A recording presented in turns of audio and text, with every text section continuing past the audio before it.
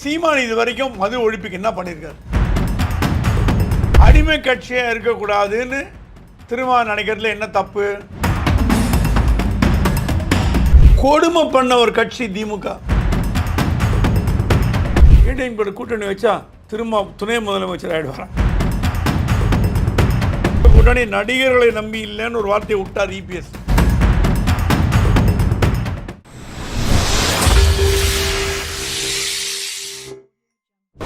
Red talkies நேயர்கள் அனைவருக்கும் அன்பான வணக்கம்.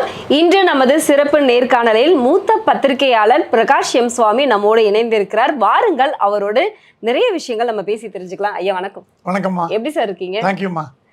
இன்னைக்கு ட்ரெண்டிங்ல பயங்கரமான நியூஸ் போயிட்டு இருக்கு. அது திருமா அவர்களை யாருமே பேச மாட்டாங்க. ஆனா இன்னைக்கு பயங்கரமான ட்ரெண்டிங்ல சார் தான் இருக்காரு. திருமா அவர்களுடைய அழைப்பு மதுவுக்கு எதிரானதா கூட்டணிக்கு எதிரானதான்னு நீங்க நினைக்கிறீங்களா சார்? அரசியல் வேறு, சமூக பிரஜைங்கிறது வேறு. Okay sir. இன்ஃபேக்ட் திருமா நல்ல தலைவர். இருந்தாலும் அவரோட 90% கொள்கைகள் எனக்கு பிடிக்காது. சனாதன எதிர்ப்பு இதெல்லாம் எனக்கு எனக்கு கொள்கைக்கு ஒத்து வராது. அதே நேரத்தில் அவர் நல்ல மனிதர் என்பதில் மாற்று கருத்தே இல்லை. இப்போ அவர் கையில் எடுத்திருக்கிறது தமிழக மக்கள் நலன் கருதி. ஏங்க, யாருங்க மது ஒழிப்பை பற்றி பேசுகிறாங்க? காமராஜர் ஆட்சி காமராஜர் ஆட்சி காமராஜர் ஆட்சின்னீங்க. இந்த காமராஜர் சாகிற வரைக்கும் எதிர்த்த மதுவை எந்த காங்கிரஸ் கட்சிக்காரன் இது வரைக்கும் போய் ஸ்டாலின்ட்டு ஐயா எடுங்கன்னு சொல்லியிருக்காரு? சொல்லு. 1973 74 மூதறிஞர் ராஜாஜி கொற்ற மழையில் கலைஞர் வீட்டுக்கு போய், அப்பா மதுவை திருப்பி கொண்டாந்துடாதீங்க, ஒரு ஜெனரேஷன் ஆஃப் இளைஞர்களுக்கு மதுவே தெரியாமல் வளர்ந்துட்டாங்க, அவங்கள திருப்பி நம்ம அதில் போதையில் வைக்கக்கூடாதுன்னு கொற்ற மழையில் ராஜாஜி கலைஞர் வீட்டில் போய் கேட்டார். கலைஞர் சொன்னாங்க, எனக்கு வருவாய்க்கு வர வழி இல்லைங்க, லாட்ரி சீட்டில் போட மாட்டேங்குது, செலவு அதிகமாகிடுது. கலைஞரை குறை சொல்ல, எல்லா அரசாங்கமுமே எம்ஜிஆர் ஆட்டம், ஜெயலலிதா ஆட்டம், ஜானகி ஆட்டம், எடப்பாடி ஆட்டம், ஸ்டாலின் ஆட்டம், மதுவை நம்பி தான் அரசாங்கம் நடத்தக்கூடிய ஒரு அவல நிலைக்கு தமிழகம் தள்ளப்பட்டிருக்கு. சரி, மதுவை எடுத்து யாருக்கு குரல் கொடுக்குறாங்க? பிஜேபி குரல் கொடுக்குது. பிஜேபி தமிழ்நாட்டில் ஆட்சியில் இருக்கா? இல்லை. கூட்டணியில் இருக்கா? இல்லை. இல்லை, ரெண்டும் இல்லை. அவங்க குரல் கொடுக்குறாங்க. அந்த குரல் எந்த அளவுக்கு எடுபடுறதுங்கிறது அது ஒரு ஒரு ஒரு ஒரு சப்ஜெக்ட். அடுத்தது காங்கிரஸ் சைலண்ட் மோடு. ஏடிஎம்கே குரல் கொடுத்ததுன்னா நீ 10 வருஷமாக என்ன பண்ணான்னு கேட்பாங்க. கப்சிப்புன்னு வாய முடிச்சு.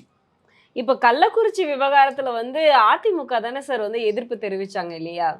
இப்போ அவர்களுக்கு தான் திருமா அவர்கள் அழைப்பு விடுத்திருக்காரு. இப்போ தமிழக வெற்றி கழகத்துக்கும் அழைப்பு விடுத்திருக்காரு. அரசியல் வேறு, சமூக நலன் வேறு. சரி, சமூக நலன் வேறு அப்படின்னு நம்ம சொல்லலாம் சார். நீங்க சொல்ற கருத்துலயே நம்ம வந்துடலாம். இப்போ திருமாவளவன் அவர்களுடைய கட்சி திமுக அவர்களுடைய கூட்டணியில தான் இருக்கு, அதை மறுக்க முடியாது இல்லையா? அவர் எந்த சமயத்துல நான் திமுக கூட்டணியிலேருந்து வெளில வந்தான்னு சொன்னான்னு சொல்லுங்க, நான் உங்க கேள்வி நான் பதில் சொல்றேன். இப்போ அதுதான் நானும் கேட்கிறேன். இப்போ கூட்டணியில நான் என்ன சொல்றேன், கூட்டணியில இருக்கிறதுனால அடிமை கட்சியா இருக்கக்கூடாதுன்னு திரும்ப நினைக்கிறதுல என்ன தப்பு? ஏங்க, ஒரு தலைவருக்கு உண்டான தகுதி என்னன்னா மக்கள் நலன். இத்தனை நாளாக திரும்ப டிஎம்கேவோட பி டீமு, பிஎம்கேவோட ஜால்ரா கொடுத்ததை வாங்கிக்கிறாங்க, 2 எம்பி சீட் கொடுத்தாலும் வாங்கிப்பாங்க. அதை உடச்சி அடிஞ்சார். கூட்டணி வேறையா, ஜனங்க கஷ்டப்படுறாங்க. அவர் ஒரே வார்த்தை சொல்றாரு, நீங்கள் மதுவை கொடுக்கறதுனால கள்ளச்சாராயம் ஒடுக்கப்படும் என்று எதிர்பார்ப்பு தப்புன்னு. அதுதான் தலைவரோட எண்ணம். சரி, நீங்க சொல்ற கருத்துக்களை ஏத்துக்கலாம் சார். இப்போ மதுவை மக்களுக்கு பழக்கிட்டு இப்போ அந்த மதுவை எதிர்க்கிறதுக்கு திருமா அவர்களே போராட்டம் நடத்த போறாரு. இப்போ அக்டோபர் 2ஆம் தேதி.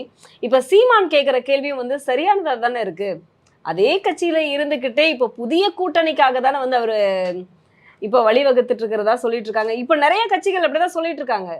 சீமானோட எண்ணங்கள் வேறையா இருக்கலாம், அதை நான் மறுக்கல. ஆனா திருமாவுக்கு இந்த மதுவை வச்சுதான் வியாபாரம் பண்ணுங்கிறது எண்ணம் அவருக்கு இல்லை. மது விலக்க வச்சு வியாபாரம் பண்ணுங்கிற எண்ணம் அவர் கிடையாது. மேபி அவருக்கு தோணி இருக்கலாம், கள்ளச்சாராயம் எவ்வளவு குடும்பத்தை கெடுக்குது. ஏன்னா அவர் ஒரு அரசியல் கட்சியோட தலைவர், 4 ஊருக்கு போறாரு, 10 ஜனங்களை பார்க்குறாரு, மக்கள் குரலை கேட்குறாரு, 4 கருத்தை சொல்கிறார். அதுக்கு அடுத்து உடன்படுறீங்களா உடன்படலையா அது வேறு விஷயம். அவர் கருத்தை சொல்லிட்டு போயிட்டே இருப்பார். உங்களுக்கு பிடிக்குதோ பிடிக்கல வேற விஷயம். அந்த மாதிரி கருத்துக்களில் வரவேற்கப்பட்ட கருத்துக்களையும் கூட திரும்ப சொல்லிட்டார்ப்பா தப்பாதாக்கணும்னு சொல்லக்கூடிய ஒரு பத்திரிகையாளர் நான் இல்லை. இத்தனைக்கு திரும்ப சொல்கிறது 90% நான் ஒத்துக்காத ஒரு பத்திரிகையாளர். கடுமையாக விமர்சிச்சிருக்கேன். என் நண்பர் அவர் கடுமையாக விமர்சிச்சிருக்கேன். ஆனால் ஒரு நல்ல காரியம் ஒருத்தர் பண்ணும்பொழுது ஏன் தடை போடுறீங்க? அவர் என்ன அவர் வந்து போதைப் பொருளை வந்து சட்டமயமாக்குன்றாரா? இல்ல போதைப் பொருளை கடை வச்சு விருன்றாரா? இல்ல. மதுவை எடுக்க சொல்றார். சரி, அப்படின்னா இப்போ சீமான் வந்து ஒரு கேள்வி எழுப்பியிருக்காரு. அந்த கேள்வி வந்து பாத்தீங்கன்னா, திருமா அவர்கள் நான் மதுவை ஒழிக்கக்கூடிய கட்சியில் தான் நான் கூட்டணி வச்சுப்பேன் அப்படின்னு அவர்னால சொல்ல முடியுமான்னு ஒரு கேள்வி எழுப்பியிருக்காரு. நான் வேற மாதிரி சொல்றேன். சொல்லுங்க. கூட்டணியில இருந்து திமுகவுக்கு பிரஷர் கொடுத்தாதான் திமுக கேட்கறதுக்கு வாய்ப்புண்டு. நீங்க கூட்டணி வெளியில போனீங்கன்னா திமுக உங்களை மதிக்காது. திரும்ப ஸ்டாண்ட் கரெக்ட். கூட்டணியில இருந்து திமுக பிரஷர் கொடுக்கிறார். ஸ்டாலினுக்கு திருமா தயவு தேவை, திருமாவுக்கு ஸ்டாலின் தயவு தேவை. அது வந்து மறுக்க முடியாது. ஏன்னா திருமாவோட அந்த தாழ்த்தப்பட்ட மக்கள் அந்த வாக்கு வங்கி அப்படியே சாலிடாக டிஎம்கேக்கு வர்றதுனால தான் ஒரு 40-50 தொகுதிகளில் அவங்களால ஜெயிக்க முடியுது. அதே நேரத்தில் திமுகவோட பலம் இருக்கிறதுனால தான் திருமாவுக்கும் இது வந்து கிவ் அண்ட் டேக் பாலிசி மாதிரி. சரி, இப்போ அடுத்து நீ கேட்கலாம், ஏங்க நாளைக்கு எப்படிங்க ஸ்டாலினை போய் பார்ப்பாரு இந்த மாதிரி எழுத்துட்டு? ஸ்டாலின் அவர் எழுத்தாரா? டிஎம்கே எழுத்தாரா? ஆனா அவருடைய கேள்வி அப்படிதானே. கேள்வி அரசாங்க, நான் ஒண்ணு சொல்றேங்க, அரசு வேற கட்சி வேற. அரசு வேற கட்சி வேறங்க ஐயா. நீங்க சொல்றது வந்து நான் ஏத்துக்கிறேன் சார், நான் இல்லைன்னு நான் மறுக்கல. ஆனா மதுவை வந்து ஏற்படுத்தி மக்களை வந்து பழக்கின ஒரு கட்சி அப்படின்னு அவரே தான் சொல்றாரு. மதுவை மக்களிடம் பழக்கிய ஒரு கட்சி நலத்திட்டங்களை வந்து மக்கள் கிட்ட கொண்டு போய் சேர்த்துனா இதை வந்து ஏத்துக்க முடியுமான்னு திருமா அவர்களே தான் இந்த கேள்வியை எழுப்புறாரு. இப்ப வந்து இது கூட்டணியில வந்து விரிசல் வராதா? திருமா கேட்கறது மக்கள் அவரிடம் கூறிய குறைகளின் எதிரொலிப்பா கூட இருக்கலாம். திருமா குடிக்க மாட்டார், சிகரெட் பழக்கம், எந்த கெட்ட பழக்கமும் கிடையாது, எனக்கு தெரியும் அவரை பத்தி. அப்பழுக்கற்ற மனிதர். ஸோ அவர் குடிச்சிட்டு கெட்டு போறாருன்ற அர்த்தம் இல்லை. அவர் பல குடியினால் கெட்ட குடும்பங்களை பார்த்து என்னப்பா தமிழ்நாட்டில் இப்படி நடக்குது அப்படின்னு மனசு வேதனைப்பட்டிருக்கலாம், நமக்கு தெரியாது. அந்த வேதனையோட வெளிப்பாட சரி அரசியல் அப்புறம் ஆட்டம்பா நம்ம எதிர்த்து ஒரு கேள்வி கேட்போம். ஏன்னா காந்தி பிறந்தநாள் அன்னைக்கு பண்ணுறேங்கிறது நான் என்ன சொல்கிறேன், இப்படி வச்சுப்போம். சீமான் கேள்வி கேட்குறாரு, சீமான் இது வரைக்கும் மது ஒழிப்புக்கு என்ன பண்ணியிருக்காரு? என்ன பண்ணியிருக்காரு? ஒரு வார்த்தை பேசினாரா? இல்லை. சரி, நீங்கள் ஆளுங்கட்சி இருந்தீங்க, டிஎம்கே ஏடிஎம்கே குறை சொல்லுங்கள். டிஎம்கே வந்து மதுவை கொண்டு வந்தது, ஏடிஎம்கே மதுவை வளர்த்தது, எம்ஜிஆர் வளர்த்தாரு, ஜெயல், அதெல்லாம் ரைட்டு. பிஎம்கே ஓரளவு குரல் கொடுக்குது, ஓரளவுக்கு. சீமான் குரல் கொடுக்குறாரு. காங்கிரஸ் என்ன குரல் கொடுத்தது? தேசிய கட்சி. மகாத்மா காந்தி, அப்புறம் காந்தி கலைச்சர்னு சொன்னார், அது வேற விஷயம். காந்தியோட கட்சி, காமராஜரோட கட்சி என்னைக்காவது மதுவிலக்கை பத்தி பேசிக்குதா? பேசலையே. இல்ல. 10 சீட்டுக்கு ஒருத்தர் நீங்க பிச்சை எடுக்கிறீங்களே. அப்புறம் திரும்ப அந்த மாதிரி இல்லை, சீட்டை வேணாம் போடா, குட்டா கொடுக்க குடிக்காடி போ, நான் மக்களுக்கு பண்றேன்ற. நான் திருமாவோட கொள்கைகளை பற்றி நான் விமர்சிக்கலை, அது அவர் பிடிக்காது. இந்த விஷயத்தில் திருமாவை ஆதரிக்கிறதுக்கு காரணம் மக்களோட வேதனையை நானும் பார்த்துட்டு வரேன். கள்ளச்சாராய மரணம் இப்போ கூட நேற்று ஒரு டிஐஜி சொல்லிட்டு இருந்தார், ஒரு கல்லூரி பக்கத்தில் ஒரு 4 ஒரு வில்லேஜே கஞ்சா போதை விற்கிற இடமா போச்சான்னு. இப்போ நான் ஒன்று சொல்கிறேங்க, திருமா ஒரு ஸ்டேட்மெண்ட் விடுறார், என் கட்சியில் இருக்க யாரும் குடிக்கக்கூடாது, போதை சாப்பிடக்கூடாது. அந்த கட்சிக்காரன் கேட்பான், காங்கிரஸ்காரன் கேட்பானா, அதிமுக கேட்பானா? ஏன்னா அந்த மாதிரி நம்பர் முக்கியம் இல்லை. 2 MP தான் இருக்காங்க, 10 MLA 5 MLA இருக்காங்க. இப்போ மக்களுடைய கருத்துமே அதுதான். இப்ப நீங்க சொல்றீங்க இல்லையா, இப்போ கட்சிக்குள்ள இருக்கக்கூடிய அவர்களுடைய தொண்டர்கள் தோழர்கள் எல்லாருமே வந்து கேட்பாங்க அப்படின்னு சொல்றீங்க. அப்படின்னா முதல்ல கட்சிக்கு உள்ள இருக்கக்கூடிய தொண்டர்களே அவர்களுடைய தம்பிகை கிட்ட எல்லாமே வந்து சொல்லலாமே, நீங்க யாருமே குடிக்க கூடாது இனிமே அப்படின்னு. இப்ப அவருக்கு அந்த பழக்கங்கள் இல்ல, அதே மாதிரி அக்டோபர் 2 வரைக்கும் வெயிட் பண்ண மாட்டீங்களாமா? சரி, ஏன் இப்ப சொல்லணும்னு எதிர்பார்க்குறீங்க? அக்டோபர் 2ஆம் தேதி சொல்றான்னு நம்ம எடுத்துக்கலாமே. அழைப்பு விடுத்தது எல்லா கட்சிகளுக்குமே அழைப்பு விடுத்தீங்க. அக்டோபர் 2ஆம் தேதி பேச வேண்டிய மேட்டர் இப்பவே பேசுற, அப்புறம் என்னது அங்க பேச போறது? அந்த உறுதிமொழியை வந்து மக்கள் கிட்ட ஏற்படுத்தலாமே, எல்லா கட்சிக்காரங்க. உங்க இஷ்டத்துக்கு அவர் பேச முடியாதுமா? அவர் என்ன தோன்றோ 2ஆம் தேதி என்ன பேசணும்னு கேட்டு 3ஆம் தேதி விமர்சனம் பண்ணுங்க. இப்போ அவர் அவர் அதிமுக சொல்லுவாரு கூப்பிட்டதோட அவர் நோக்கம் சொல்லுவாருன்னு எதிர்பார்க்கலாமா? இல்ல அதிமுக கூப்பிட்டத நோக்கம் என்னன்னா, ம். இது ஒரு சமூக பிரச்சனை. இது கூட்டணின்னு நான் எடுத்துக்க மாட்டேன். அது கூட்டணி வரலாம், வராம போலாம், மாறலாம். அதெல்லாம் நம்ம கூட்டணிங்கிறது மாறுதலுக்கு உட்பட்டவைகள். ம். தமிழ்நாட்டில் எந்த கூட்டணி நிரந்தரது இல்ல. திமுக, பாஜக கூட்டணி இருந்துன்னு எவ்வளவு பேருக்கு தெரியும்? நீங்களாம் பிறந்து கூட மாட்டீங்க அப்போ. ம். நான் பார்த்தேன். காங்கிரஸ் கொடுமை பண்ண ஒரு கட்சி திமுக. எமர்ஜென்சி போது அடின்னு அடிச்சாங்க. சிட்டி பாபு மரணம், ஸ்டாலின் உடம்பெல்லாம் அடி. அப்படி தீவிரமா எதிர்த்தார் எமர்ஜென்சியை கலைஞர். அதே கலைஞர் நேருவின் மகளே வருக, நிலையான ஆட்சியை தருகன்னு டிஎம் கூட வச்சார். சரித்திரம் தமிழ்நாட்டில் மாறிட்டே வரும். நீங்க நினைக்கிற மாதிரி எதுவுமே பர்மனெண்ட் கிடையாது அரசியல்ல. நான் என்ன சொல்ல வரேன், திரும்ப இப்போ ஏடிஎம்கே கூப்பிட்டது என்னன்னா, ஒரு நல்ல காரியம்னா பங்காளியெல்லாம் கூப்பிடுவாங்க. பிடிக்கிறதோ பிடிக்கலையோ எதிரியோ அவனை விட்டு அந்த மாதிரி ஒரு தமிழ்நாட்டுக்கு நல்லது பண்ணணும்னு ஒரு தலைவர் நினைக்கும் போது அது ஏன் குறை சொல்றீங்க? சரி, நீங்க 3ஆம் தேதி என்னைக்கு சொல்லுங்க, திரும்ப நாடகம் ஆடுறாரு, நடிக்கிறாரு, ஓட்டுக்கோசரம் பண்றாரு, கூட்டணிக்கோசரம் பண்றாரு, சொல்லுங்க. ஒரு அது சான்ஸ் கொடுத்துட்டு அது அப்புறம் இப்பவுமே சர்ச்சையா தானே சார் போயிட்டு இருக்கு. அது என்னன்னா, சர்ச்சைங்கிறது இப்போ திரும்ப பேசினாலே சர்ச்சை தான். திருமா அவர்கள் வந்து அதிமுகவை அழைப்பு விடுத்திருந்தாரு. தமிழக வெற்றி கழகத்தை வந்து அழைப்பு விடுத்திருந்தாரு. இப்ப இவங்க 2 பேருமே வந்து பங்காளிகள் அப்படின்னு சொல்றீங்களா? ஏன்னா தளபதி அவர்கள் இப்பதானே கட்சி ஆரம்பிச்சாங்க. யார மாநாட்டு கூப்பிடணும் கூப்பிடக்கூடாதுங்கிற உரிமை எங்கிட்ட இருக்குமா? உங்ககிட்ட இல்ல. இப்போ இப்போ விசிகாவோட மாநாடு நடக்குது. மாமா மச்சான் இருங்க விசிகாவோட மாநாடு நடக்குது. ஸ்டாலினை கூப்பிடுவாரா, மோடியை கூப்பிடுவாரா? பதில் சொல்லுங்க. அண்ணாமலை கூப்பிடுவாரா, ஸ்டாலினை கூப்பிடுவாரா? ஏன்னா ஐடியாலஜிக்கலி டிஃபரன்ஸ் பார்ட்டிஸ் கூப்பிட்டாலும் போக மாட்டாங்க, அது வேற விஷயம். ஏடிஎம்கேங்கிறது ஐடியாலஜிக்கலி டிஃபரன்ஸ். அப்படி பார்த்தீங்கன்னா ஜெயலலிதா வந்து பாப்பாத்தினார் வீரமணி, திராவிட கழக தலைவர். வீரப்பெண்மணி அவார்டு கொடுத்தார். ஏன்னா அவர் பெரியார் யூனிவர்சிட்டி காப்பாற்றுறதுக்கு, அது வேற விஷயம், அதில் போவேணாம். ஸோ அரசியலில் வந்து மனமாச்சரியங்களை மறந்து ஒரு நல்ல காரியத்துக்கு பண்ணுறதுக்கு நான் என்ன சொல்கிறேன், திரும்ப என்ன அப்படி தப்பு பண்ணிட்டாரு? மதுவை ஒழிக்கணுன்னாரு, கஞ்சா போதையை ஒழிக்கணுன்னாரு. தமிழ்நாடு அவருக்கு இளைஞர்கள் மீது ஒரு அன்பு இருக்கலாம், அது நீங்கள் மறுக்க முடியாது. நாளைக்கு இளைஞர்களோட தயவுனால முதலமைச்சராக வரலாம். ஏங்க விஜய் நினைக்கும் போது திரும்ப நினைக்கக்கூடாதா? அப்புறம் நேற்று வந்து ஒரு துணை நடிகர் முதலமைச்சர் வருங்கால முதலமைச்சர் சொல்லும்போது 25 வருஷமாக பாலிடிக்ஸ் இருக்கார், தப்பு கிடையாது. அவர் அரசியல் ஆர்வம் இருப்பது தப்பு இல்லை. எல்லா அரசியல்வாதிகளுக்கும் அந்த நகர்களுக்கு ஆசை. யாரோ சொன்னாங்க நேற்று, சார் ஏடிஎம் கூட கூட்டணி வச்சா திரும்ப துணை முதலமைச்சர் ஆகிடுவாரா? நல்லா கற்பனை பண்ணுறீங்க. இது கற்பனைக்கு நாளைக்கு கூட சொல்லலாம், திரும்ப பிரைம் மினிஸ்டர் கூட ஆகிடலாம். சரி, இந்த நம்ம ஊரில் இந்த கற்பனைகள் மிக ப்ராக்டிக்கலாக இந்த பொலிட்டிக்கல் ஜேர்னலிஸ்ட் நான் பார்த்தேன்னா, அரசியல்லாம் விட்டுருங்க, ஒரு நல்ல காரியம் பண்ணுறாங்க. அவர் என்ன பார்க்குறாரு, டிஎம்கே கூப்பிட்டா வருவாங்களா என்னன்னு தெரியாது.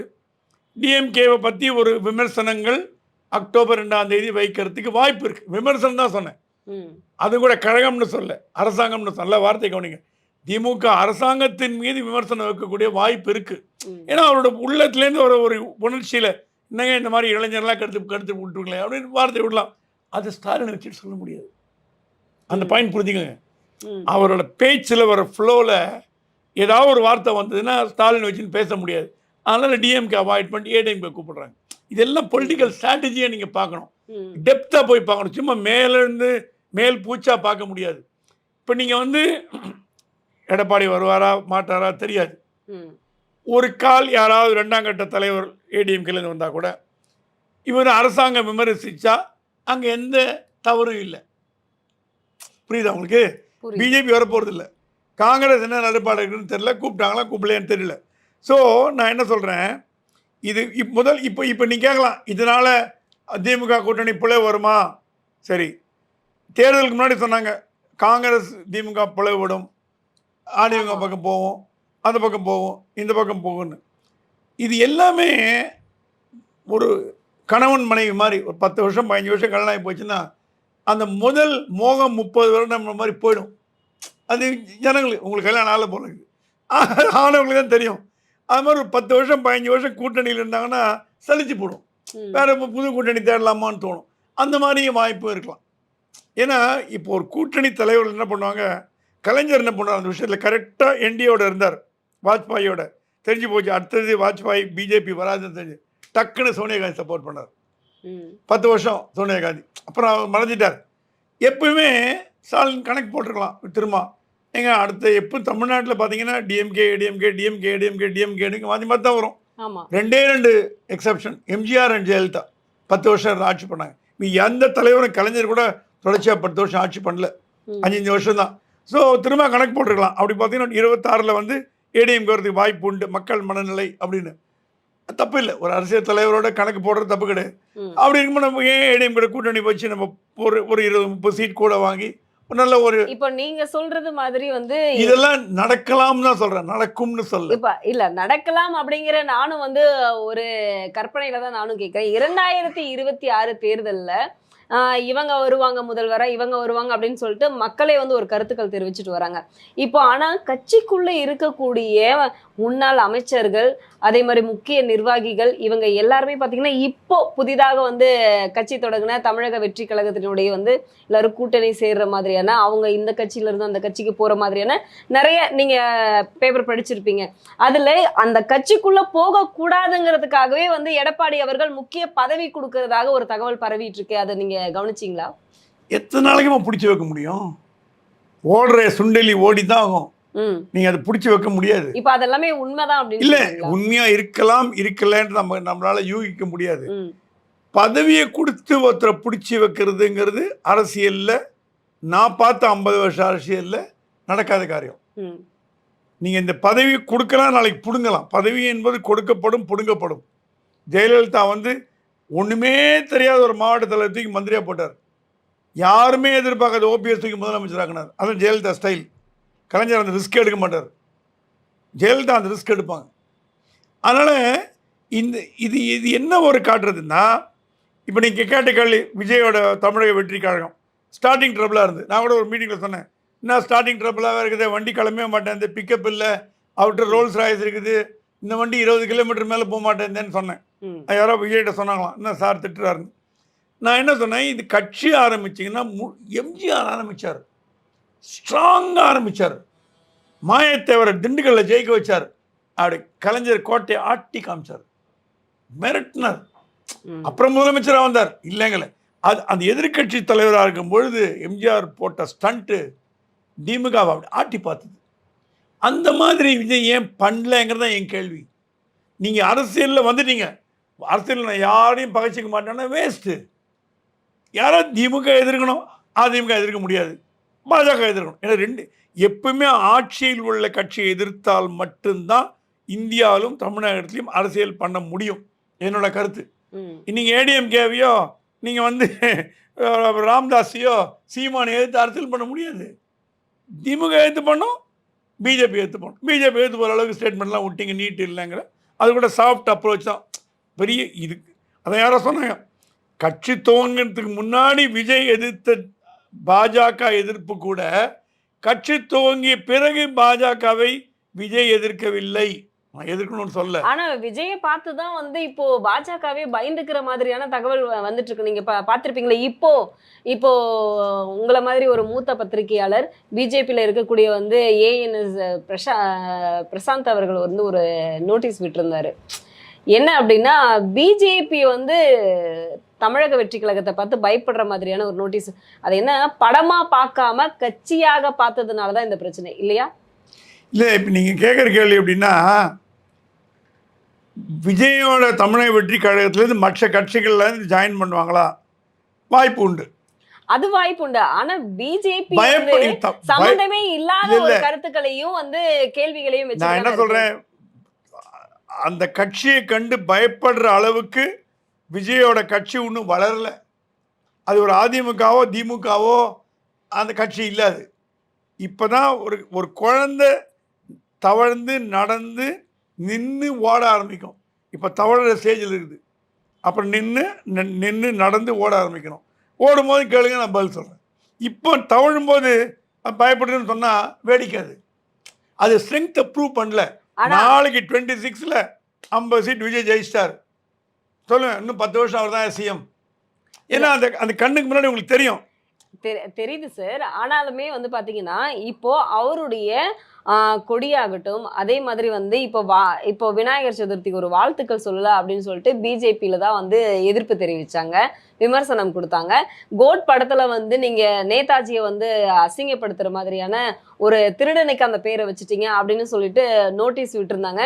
இது எல்லாமே ஒரு தேசிய கட்சி வந்து இப்போ தவழ்ந்துட்டு இருக்கிற ஒரு குழந்தைக்கு நோட்டீஸ் குடுக்கறது எல்லாமே வந்து பார்க்கறதுக்கு சிரிப்பா இல்லையா? மெர்சலும் போது தமிழிசை என்ன கலடா பண்ணாங்கன்னு உங்களுக்கு தெரியும். ஆமா. ஜிஎஸ்டி வந்து அப்பல்லாம் வந்து அந்த கட்சி வந்து இல்ல இல்ல ம். விஜய்க்கும் பாஜகவுக்கும் 7ஆம் பொருத்தம்.